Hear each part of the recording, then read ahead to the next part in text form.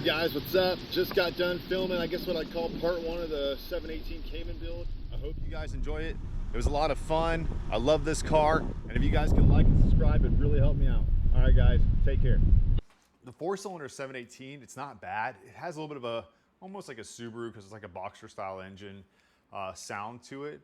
But it sounds pretty good. And the power you can make from the 4-cylinder turbo cars is pretty impressive when you compare those to some of the 6-cylinder ones. But, you know, I guess the jury's out there, and it depends on what you like. And as I say, there's no replacement for displacement, but unless you got some big turbos. But we'll see. And honestly, I'm really excited to see what this makes it sound like, how much it opens it up once this on. And as you can see, it's pretty stout. It's about 3-inch it looks. All right, got the 718 already up in the garage. I'm gonna go get the QuickJacks to get this thing put up, lifted up. Let's go. The jury's out there on people that, you know, regarding these QuickJacks. I can tell you this, they've already paid for themselves. The amount of work and maintenance I've done with these things, they've been a lifesaver. And as you can see, I just hang them up over there. They're a little heavy, but for 90% of the stuff I do, it's enough.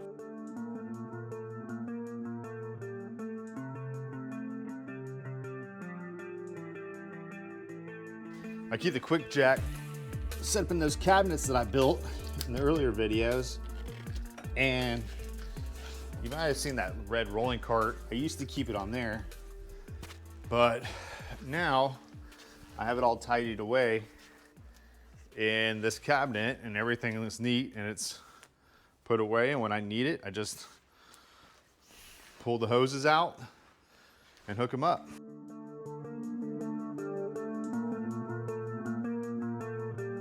See, I'll go a little bit. I'll just do kind of a rock test to make sure it's solid. Here, that's the first height level. Keep going.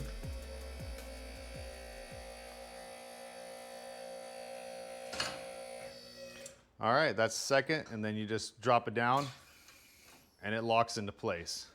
As you can see, it gives you a pretty good amount of height, you know, a little over 2 feet, and it's more than enough to do almost all the suspension work you need to do. I can do exhaust. I mean, you could drop transmissions and stuff. It'd probably be a little bit of a pain, but you could do it if you needed to.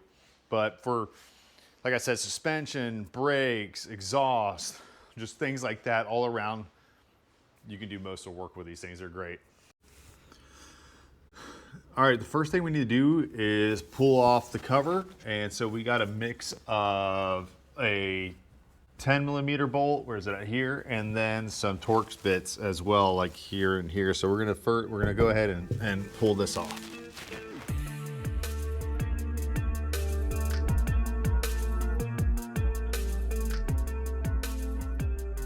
All right, I got the cover off. So the first thing I'm gonna do, I'm gonna remove the clamp here to the turbo.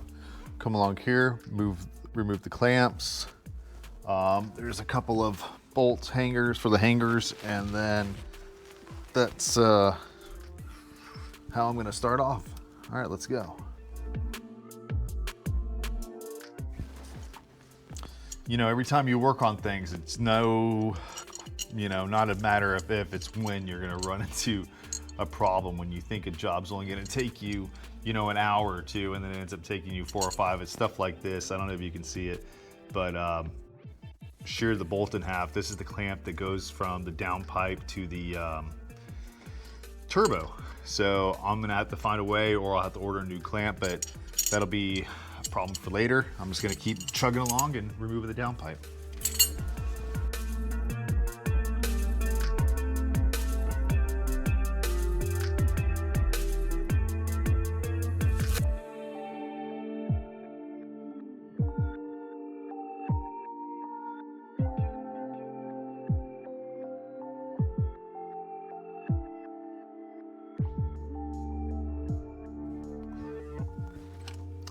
All right, let's get this other exhaust clamp off.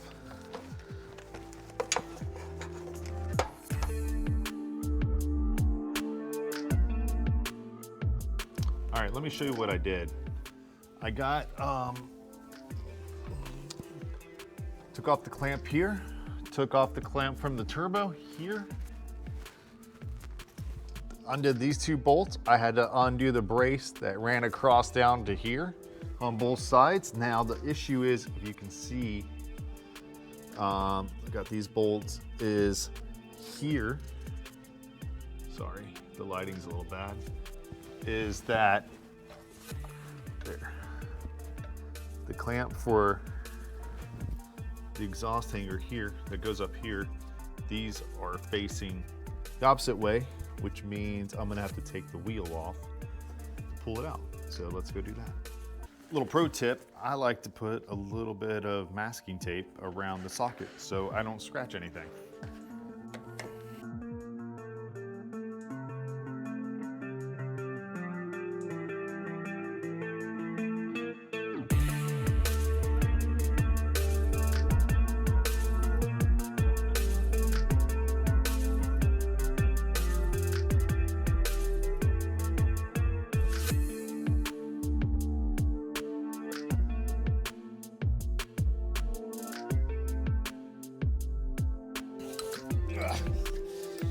I love digging around for all my tools. Oh man. Everything I read online said, oh, this should take an hour. It's not gonna take that long. I don't know. Yeah, I guess if I had a stand-up lift, it would probably take an hour. But, you know, with these QuickJacks, like I said, it's good for 90% of the stuff I need to do, but there are limitations, and one of those limitations is that it's not a lot of room. Like, yeah, it gets it up off the ground, but you know, you still only have so much space to work with. Now, it's better than having to do this on jack stands, I think. It's a lot faster anyway. So there's that. But like, there really is no replacement for just having a lift in the future.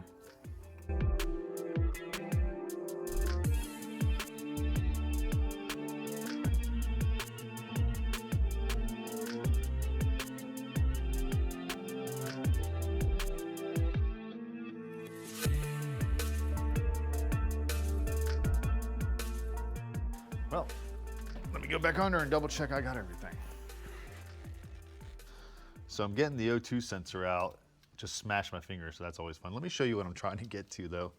If you can kind of see, that's what I'm working with. So I have to, so this is what I'm trying to get out. Here's the sensor, kind of have to push up on the exhaust. There's not a lot of room. I'm sorry for the lighting, but yeah, so it's just not super in a great spot to get to, but we will do our best and we will get it there.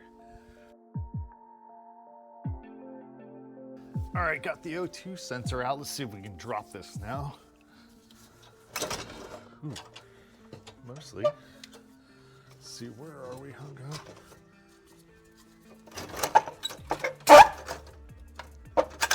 Got it. There we go. And it's out. All right. A little longer than I expected, but we got it. Let's get that new one in. All right, here's a comparison shot. Here's the new one. Here is the old one. I just got done pulling it out. This one came with its own bolts and stuff, so hopefully with this one being smaller, it'll be easier to go back in. All right, let's go. All right, let me show you what I did here. I went ahead and hit it with some penetrating oil, got a vice grip, put it in the clamp, and I was able to tighten it through the rest of the way because that was the shortest distance of travel, and was able to get it out, and now I'll be able to see if I can get a new bolt in there. All right, let's see if we can get this downpipe hung.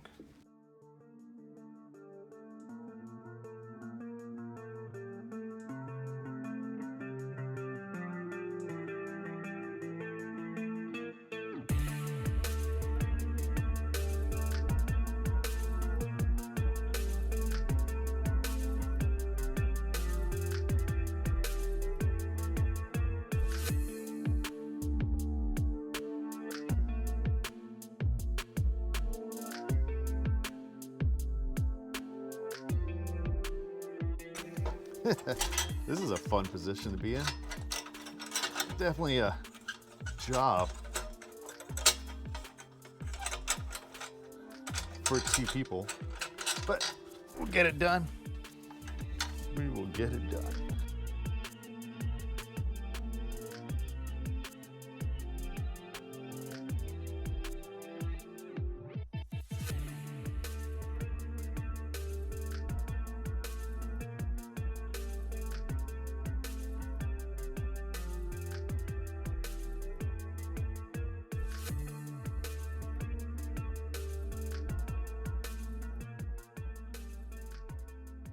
All right, it's the next morning. I didn't get it wrapped up last night. I had a little bit of issues with the bolt snapping.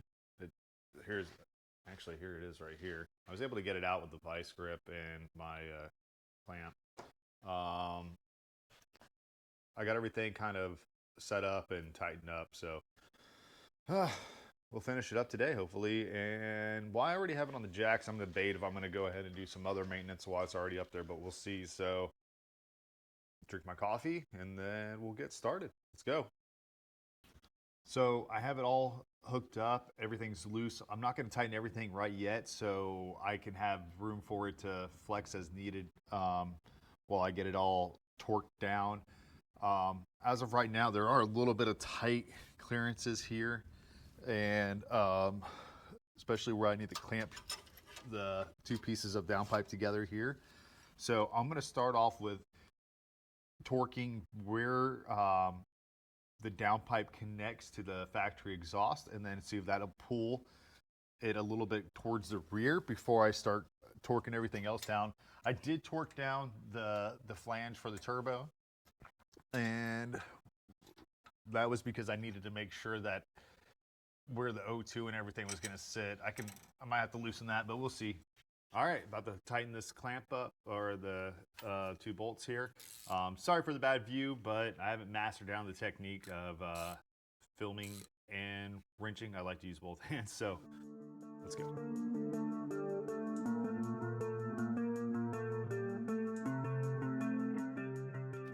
All right, 1 down. Let's get the other side.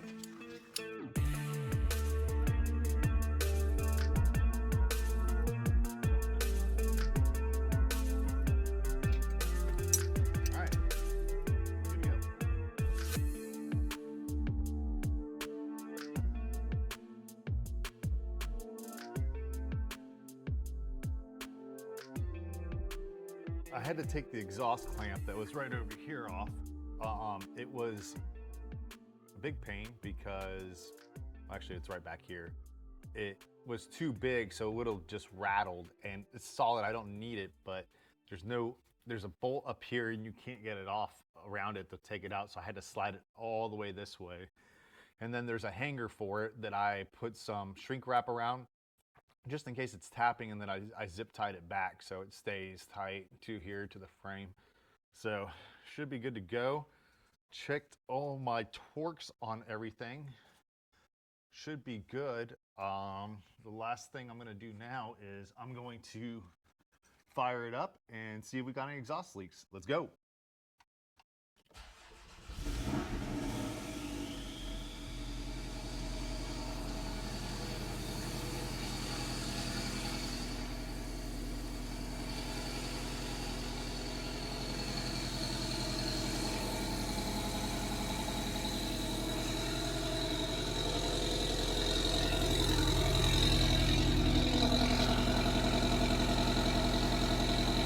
All right, now I'm going to check for exhaust leaks.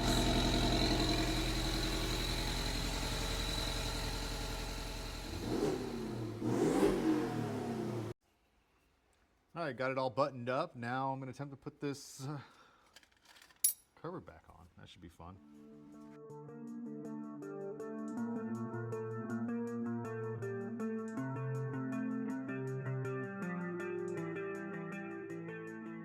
I got the pan pack underneath. That was kind of a pain in the butt. And now I'm about to drop it, pull my safety jacks out from underneath, and maybe take it for a quick rip.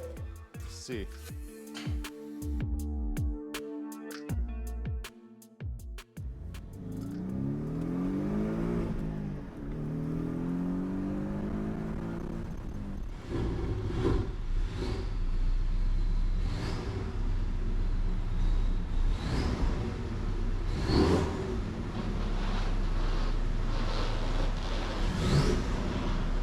Hey, so we're gonna continue on with the Porsche build. We got the downpipe installed, it's sounding great. I think these next two items are gonna really help it open it up. The first thing that we're gonna be installing is a new air filter from BMC. These things are great. If you guys are familiar with reusable filters like Cayman, kind of similar, this operates the same way. We're gonna pop the engine cover off and then we're gonna throw this thing in. Should really help to open it up, and who knows, maybe it'll even add a little bit more intake noise out of it, but you know, I'm not really sure, but we'll give it a shot and see what happens. I really like BMC. Their air filters look great. The quality's great. Really no complaints on that. And then the second product we're gonna be throwing in this thing is from Raggdoll Motorsports. You probably have seen the guy's channel on YouTube as well. He does a lot of Cayman work, and this is their blow-off valve or diverter, depending on which community you come from, what they call it. And as you can see, it's got pretty nice build quality. I am gonna have it vent external because I like it. I know some of you guys probably don't or think it's riced out or whatever. I don't care, I like it, so we're gonna do it. So that'll be fun to do, and honestly, both things should be relatively easy. I got the tools set up and ready to go, and we'll start pulling that engine cover off and getting after it. All right, let's go. All right, so one of the first things we need to do, we're gonna pop off this interior trim right here, and then we're going to remove this plastic as well. So let's get started. All you do on this one is just gently pull on it. That easy, comes off. And then the same here, if I can just gently pull on it. All right, and they came out. Just be careful, look out for these little clips right here. They tend to pop out, but you know, we just throw those back in. All right, I'm gonna do the same for the other side. All right, the next thing we need to do is pop off this trim panel here. I got my plastic trim tool if I need it, but it just has some clips. Just take your time and everything should be fine and you won't break anything.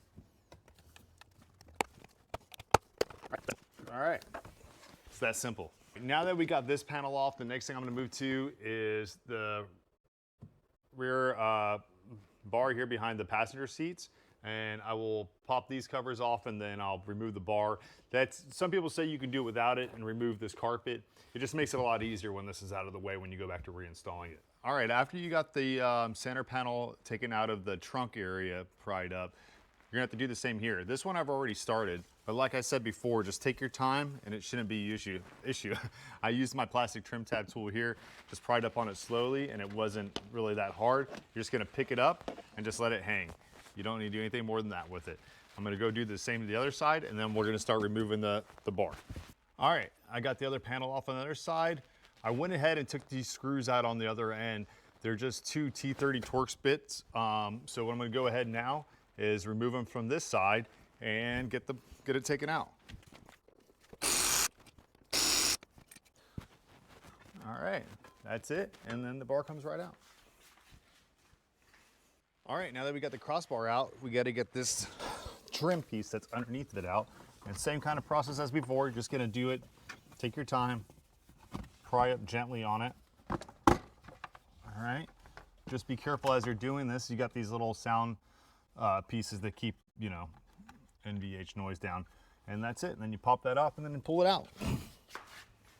All right, now that we got all the plastic trim off and the crossbar, we're gonna go ahead and pull the carpet out. Just take your time. It's not super hard. It flexes. So, all right, that's all there is to it. Now that we got the carpet out, we got to start pulling the cover to the engine off.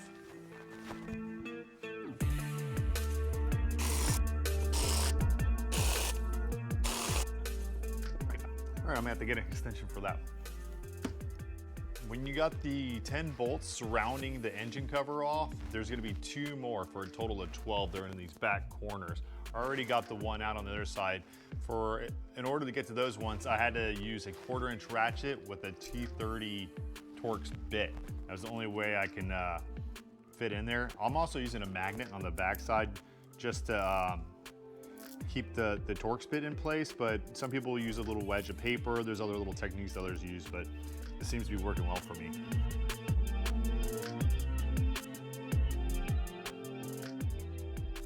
Not the funnest bolt to get to, but I've had worse. All right, that's it. And the engine cover comes off. Just take your time, try not to scrape up your interior plastics, and that's it. Now you got access to the engine. All right, for this part of the process, pulling off the intake cover, as you can see here, I went ahead and hopped in the trunk. It just makes it a little bit easier. Now you're gonna need a T25 Torx bit to get the 3 screws that hold on the cover, and then there's just a couple of clips, and that's really it. These clips just clip back like that, super simple. Missed one. There it goes. All right, let's see what this previous owner had in here. Well, looky. I'm not sure what brand it is. Let's see if I can see it. I don't know, a little dirty, but it's reusable, so I'll clean it up and check it out and see what brand it is. And I don't know, maybe use it later or keep it as a spare or get rid of it. We'll see what happens. All right, I was able to find out the brand. This is an AFE Power intake filter. So AFE is a good brand. They've been around. I've used their stuff in the past. No problems with that, but I got a new one, so I'm gonna go ahead and throw that one in.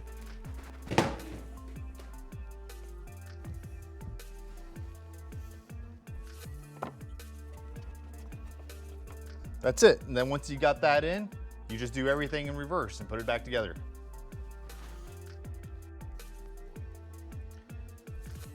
Okay, now that I have the intake all changed out, I'm gonna start working on the diverter valve or blow off valve, whatever you want to call it. I'm gonna start off by taking off this lower hose here from the intercooler, and then pull the stock one off the air box, and then go from there.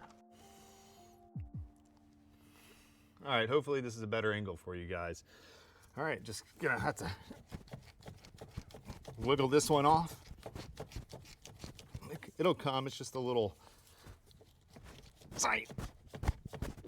All right, there it goes. Got that off.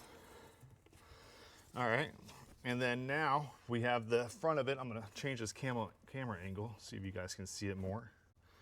It's right here. Let me see if I can get some more light for you guys. All right, so here you got this hose coming off the top of the factory diverter. I'm just gonna pop that off. It just pulls off, if you can see that. All right, once you got the hose off, you just pull this off the top of the factory diverter, and then this just sits inside of the intake piping. There's nothing special to how this sits in here. So all you have to do on that is just be gentle and pull on it, and it'll come out of the factory intake piping. All right, and as you can see, that's it. It just pops out like that. All right, now that I got the factory diverter out, what I'm gonna start doing now is getting it set up for the new one. So all we gotta do here is we're gonna have to pull this clamp off here. This is where it goes into the factory air inlet for the air intake. So just pull that up and just loosen that up.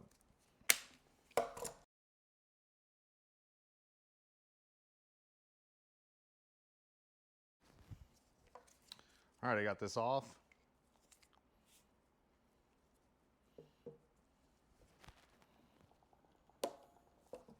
There you go. That's all there is to it. And then that's on, and then obviously that loops around the inside of the air intake. All right, the next part is we got to swap the hose out. Same thing. Just gonna take this clamp, pull it back.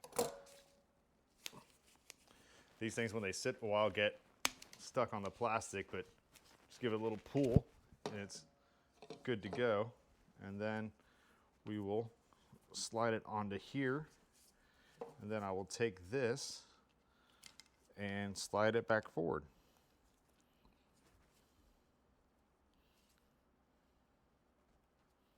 All right.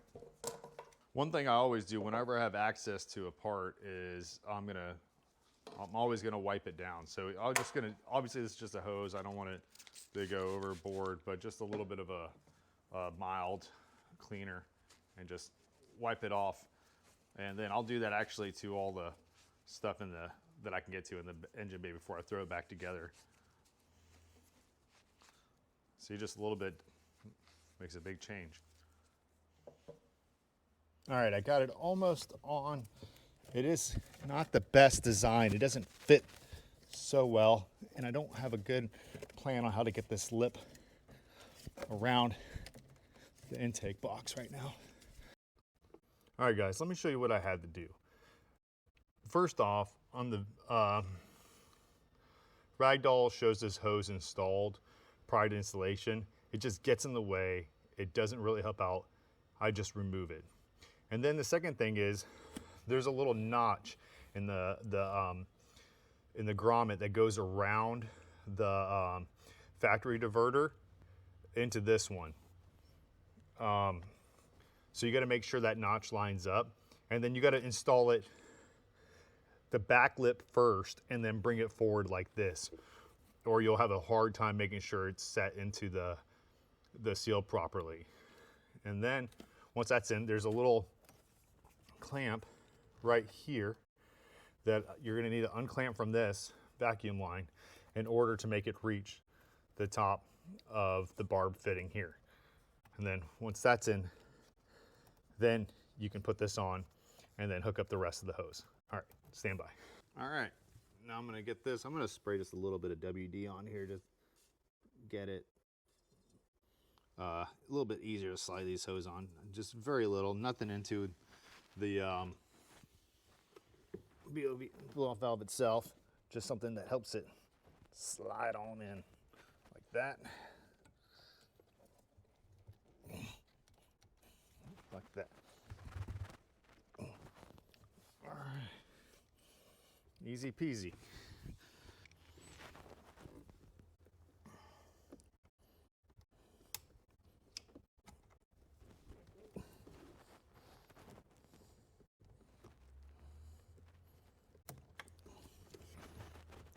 Once it's all done, we're going to put the intake back together and just do everything in reverse order. All right. It goes on here like this.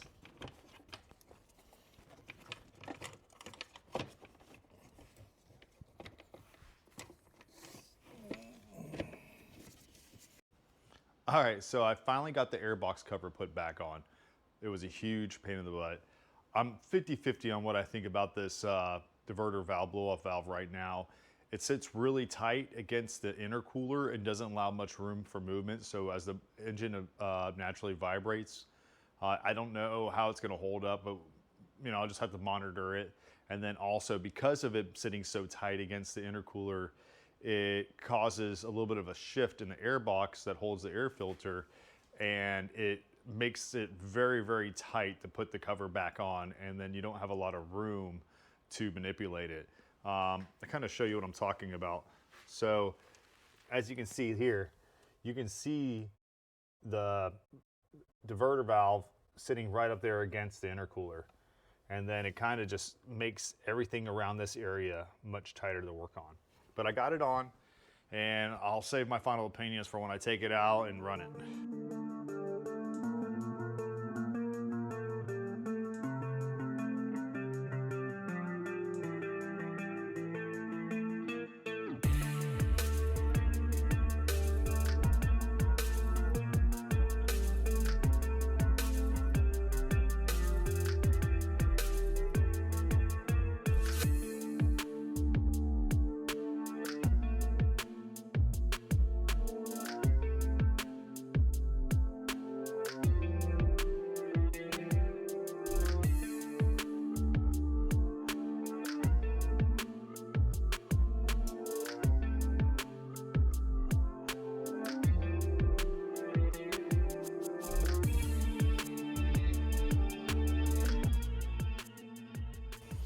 All right, got the interior back together.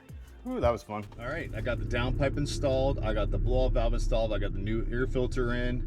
I'm about to take it for a test drive and see how it works out. Gotta let the engine warm up a little bit before I get on it too hard. But I'll probably do most of this with the windows up, try to get you the best sound. And maybe we'll do some shots with the windows down as well. All right, here we go.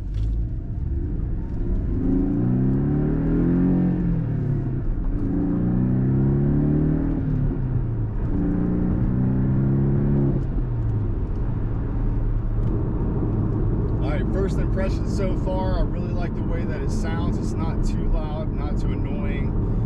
As far as the sound from the diverter or blow-off valve, it's really mild. It's not too bad. Obviously, you got to remember in these cars that you have the sound deadening underneath the carpet that covers the engine. So you have the engine cover, and then you have the carpet over it. That's going to hide a lot of that sound from the blow-off valve. I don't know if you guys can even hear it through the video.